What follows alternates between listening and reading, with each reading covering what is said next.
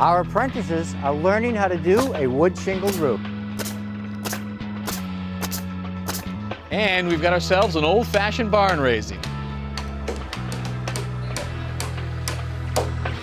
What happened to all this plumbing here? I've never seen anything like this before. There's already rot going on in that trunk. So what have you found up here? Well, a bit of a surprise. It's really the classic plumber's lament. Nice. See this main roof form? We're just going to pull that forward till it's even where this existing deck is. Definitely says mid-century modern. The money's in the details. That is beautiful.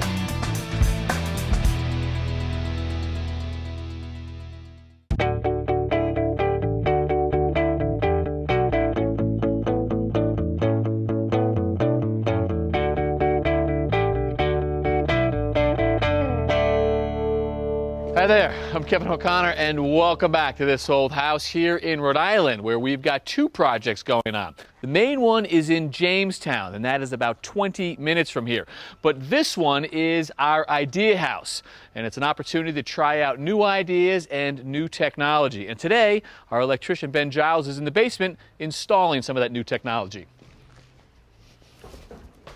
Hey Ben, good to see you again. Hey Kevin, how's it going? All right, well, you're making some progress, huh? Looks like you're pretty much wrapping up the rough wiring. Yeah, just installing this panel and getting ready to close things in. All right, and so what's new about the panel you're trying out for us? Well, this is a panel that allows us to wire everything all at once.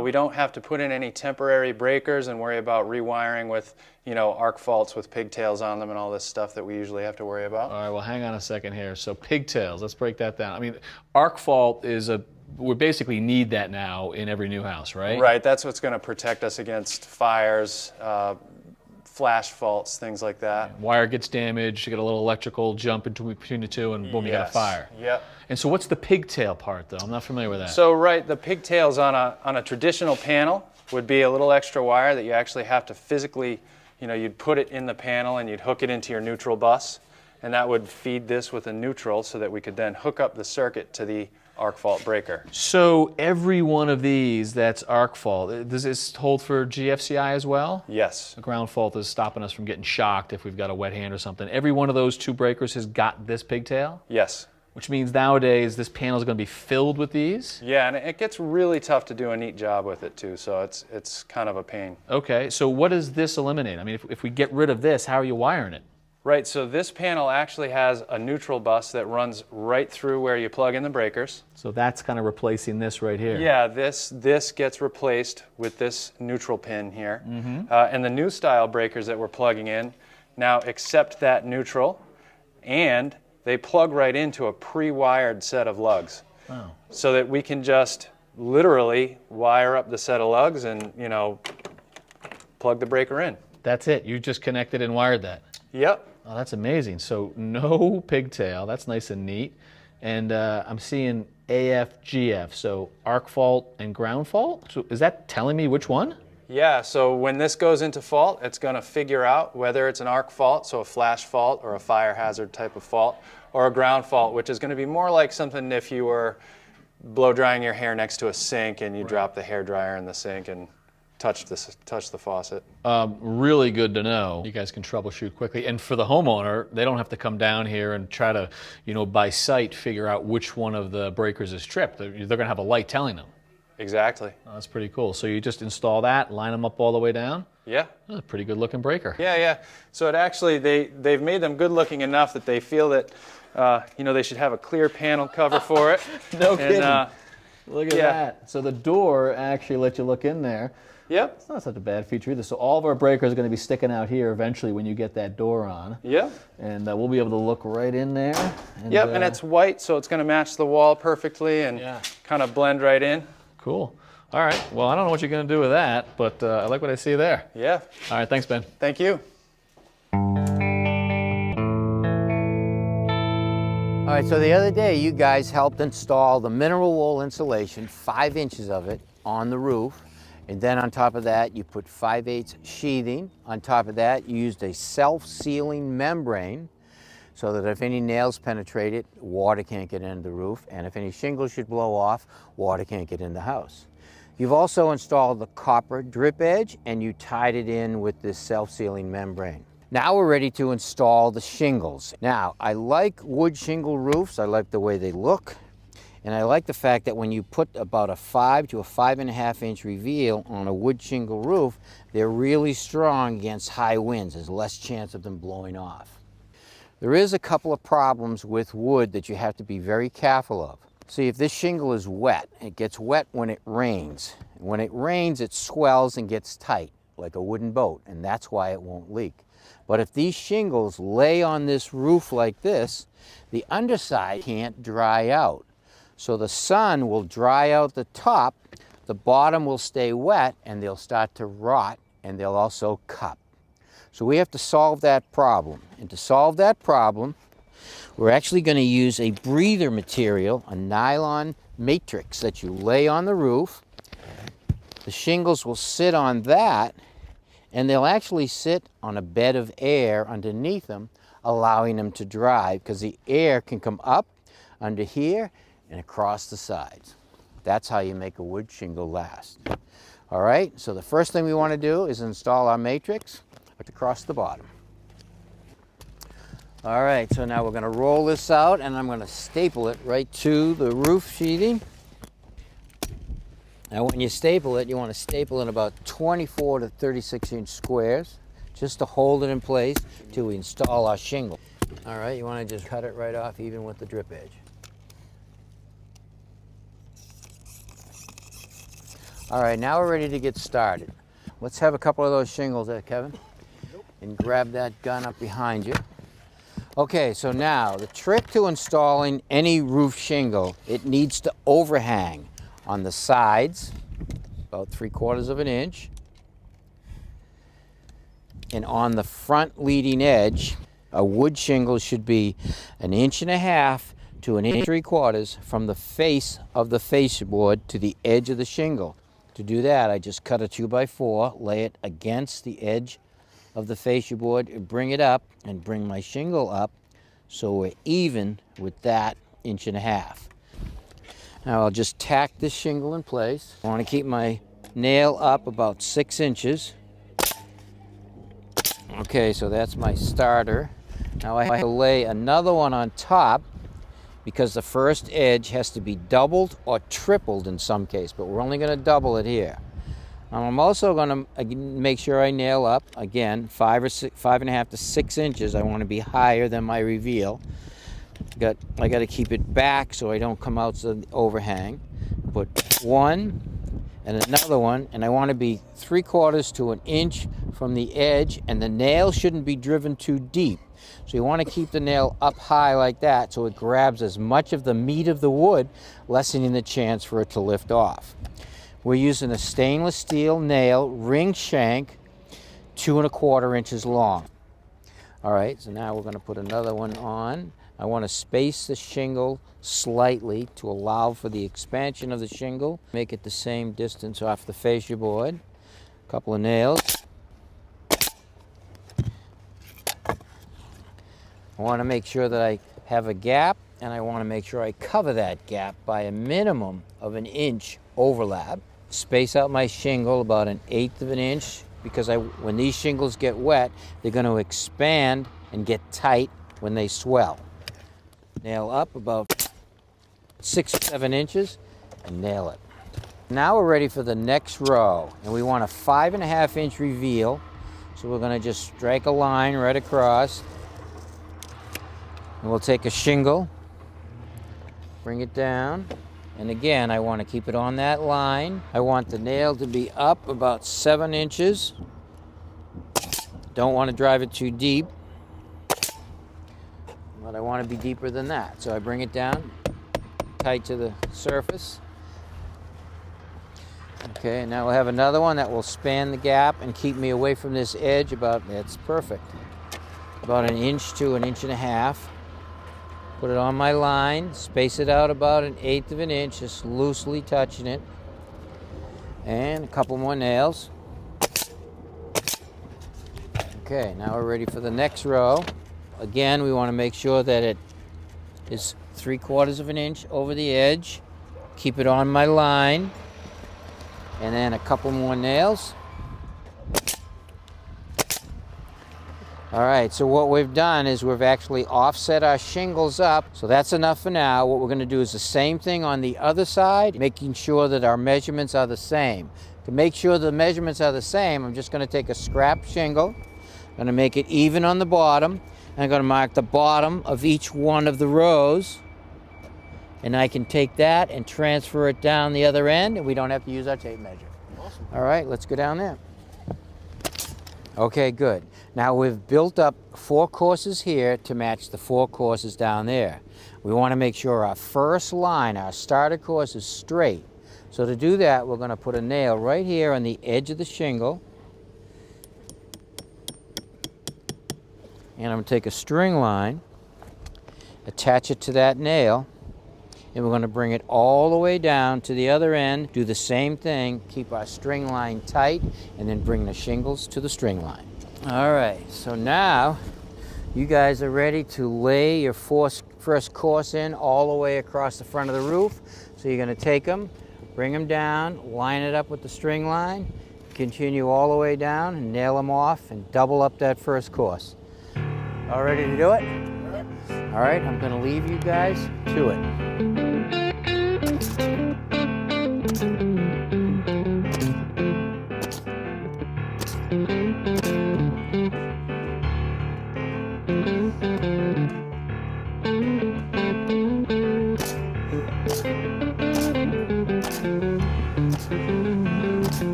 This is the basement for our addition. So everything in here is new, and that means that we have got rigid foam insulation underneath the slab, and the foundation wall came pre-insulated as well. But right through here is the old house, and we always knew that we needed to add insulation if we want this home to get to net zero. This old basement always had these low ceilings, so whenever you came down, you had to kind of duck down. And Jeff, it also had all of the original mechanical equipment down here. So I remember the heating plant was down here. You had a washer and dryer too, right? Yeah, imagine doing laundry down here. No, thank you. Yeah, everything was here. Obviously, water meter, it was an oil tank, Yeah. boiler. So all of that came out, and we've made provision in the new basement for all the mechanicals. So this space will just become basically dormant space. But Right, but it can be a place for the heat in this house to leave if we don't do something about it. Sure. As we know, heat will go through the walls, even through the floor here. So what's the protocol? So basically, we've attached a fairing strip, two rows of fairing strip around the perimeter of the existing wall. And then we're going to attach this mineral wool to it, Nice. which gives us R8. And then we're just holding it in place with another fairing strip in the opposite direction. And as you said, nothing's going back here. No one's really going to be in this side of the basement, so we don't have to be too fussy Yeah, with how it it doesn't have looks. to look too pretty. We just want to stop that heat movement. All right, and then on the floor, look at you. Yeah, so the floor, we actually discovered that this was a good application. The same system we used on the wall becomes a good surfacing to go over this existing slab. Sheathing, insulation. This is a one piece. We've got this skinned on the entire outside of the house, sidewalls, and good enough for you just to put down? Right, and then we'll end up taping the seams and putting another layer of plywood down, and that'll kind of lock it down and clean it up. All right, well, not the best place to work, but if we're going to get to net zero, this is what we got to do, What we're right? gonna do, yeah. Okay, sounds like a plan.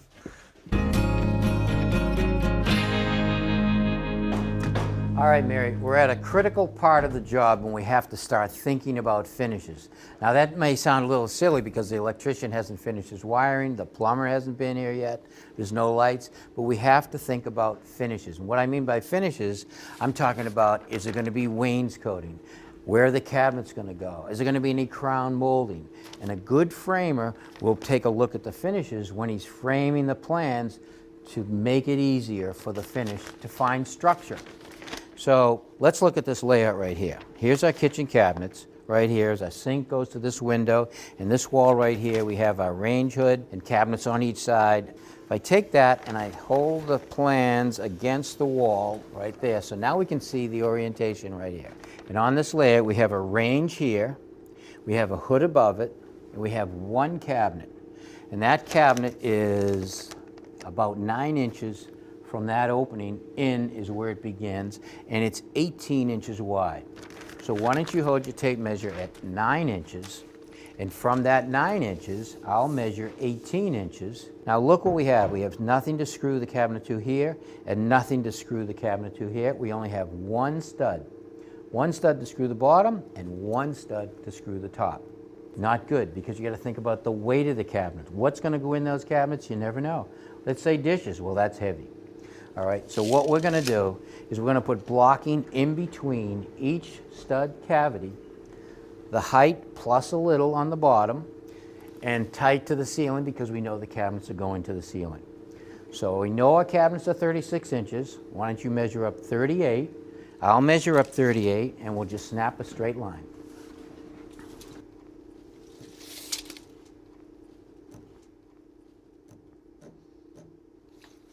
All right, so now take the line, put it on your mark, and I'll bring it over here. I want to make it nice and tight. I'm going to pull it hard. You got it? Yes, sir. All right, so that's where we're going to put our blocking. Now we're ready to take our measurements.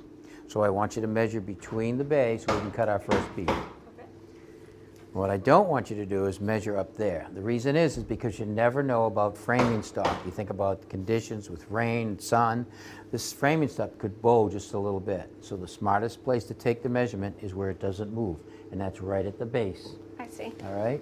So you take a measurement there, whatever that number is. 11 2/8. Okay. So now let's put it on this and we can make this cut. Now this is just some scrap wood. We also want to make sure that our first cut is square, which it is, and make your measurement. All right, get the saw, put your safety glasses on, and make a cut. Now there's a pivot point right there, so put it on there. Now you can pivot it right in. That'll stop it square, and slide it over to the line, hold it firm, and cut it.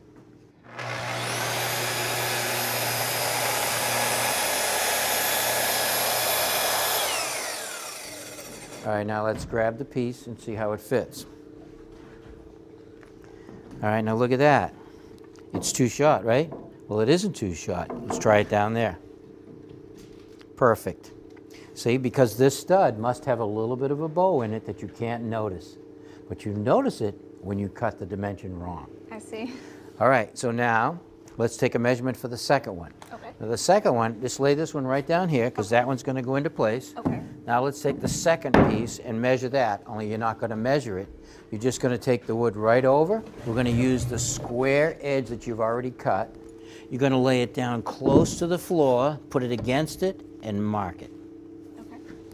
Now what I like to do is, if you mark up like this, you have a crooked line. All right? Now you take that over to the table and you cut on this part of the line, that will be way too long. Okay. If you were to cut and use that part of the line, it would be perfect. Okay. But to know exactly where you're going to cut, you're going to just make a little ding mark like that, and you bring it off. So now you have a point or an arrow tip to know exactly where I want to make my cut. I see. Got it? All right. Perfect. All right. So let's see how that fits. So now look at that. That's perfect. All right, let's get the next piece. All right, so now we're going to take the pieces and I'm going to put it on the line. And I want you to put 2 screws in through the stud on that side. Okay. All right, so now on this one, we're going to pull it in tight. Okay. And you're going to toenail it from here.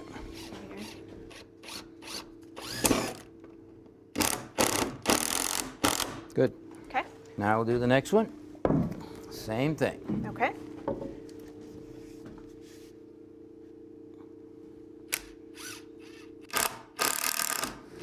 To get the net zero, we need to put solar panels on this roof, and ideally those panels would face due south, but your roof line's not really cooperating with you here, is it, Don? No, Kevin, and we've got a north-south ridge, which gives us slopes in the wrong direction. And even if it were in the right direction, I don't want to put solar on the street side. Right. So your plan To is? build a big barn in the back with a long south-facing roof. A roof big enough for the array you need? Very close to what we need. All right, well, you got your tool belt. You going to help us raise this barn? I'm ready to. Let's go. Hey, Paul. Hi, Kevin. So what are we calling this? Prefab, pre-cut? What are you building for us? It's a pre-engineered, pre-cut post and beam barn kit. All right. Yeah, so we manufacture this at our facility in Connecticut. We ship it out to site. All the parts are pre-cut and color-coded. They correspond with the color-coded plans. We spend the day working with the customer and his carpenters and hopefully get this salt box frame raised. All right, well, you're going to be working with an architect and me as well, so we'll try not to slow you down. All right. So when you say post and beam, Paul, you weren't messing around. You guys aren't faking it, huh? No, this is the real traditional way of doing a post and beam barn. So we've got traditional joinery with the mortise and tenon. Yes, sir. You got your pegs that already gone in. And Right. what is our species of wood? We're working with Eastern white pine here, all stamped and graded. And this dimension is? This is a full dimension 6x8 post and a full dimension 6x10 tie beam. All right. So post, beam, post, you guys call those bents in a traditional barn, That's right? correct. There'll be 3 of them in this building. Awesome. And this one goes where? This one goes on the far wall. Ready to lift? It's ready to raise. After this, we'll do the center one and then the last one. All right, let's get it up.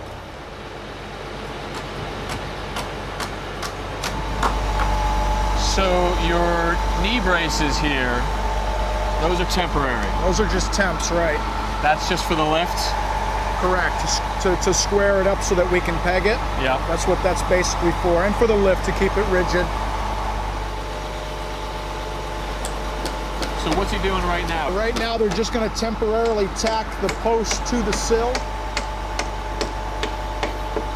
We're going to temporarily brace it and plumb it.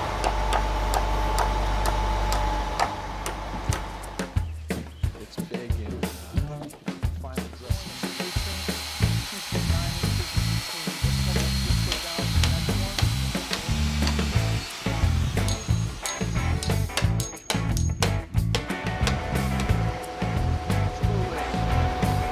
And how are you fastening it to the slab? What we have is below the floor is a concrete pier that goes 42 inches below grade to a footing.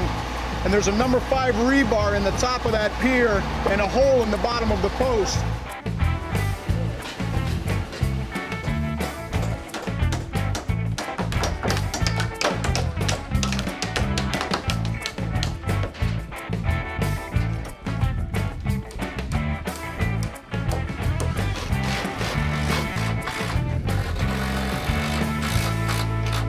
Nice job. Love Yeah, the post. really nice job, Paul. We appreciate it very much. Thank you. All right, we'll All right, see you. she's in your hands now, Jeff. You got to bring her the rest of the way, right? Yep. Goes up fast, too. Oh my God, what a day. Yeah. That's amazing. That's how good. much they get done. And we've got plenty more coming next week. We're actually going to use some new technology to seal up this house for air infiltration, but we're going to do it from the inside. So until then, I'm Kevin O'Connor And I'm Jeff Sweener. for this old house here in Rhode Island. So you get a timber frame in a day, not bad, right? Next time on This Old House.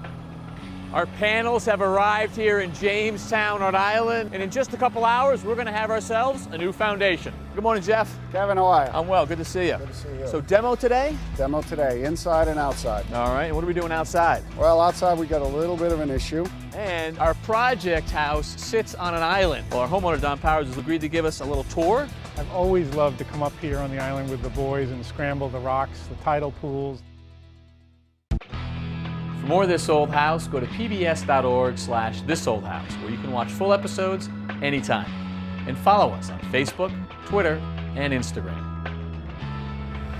This Old House magazine, the companion to the television series, provides trusted information from our team of experts. Use your credit card to order 10 issues for $10. Call 1-800-221-5900 to subscribe.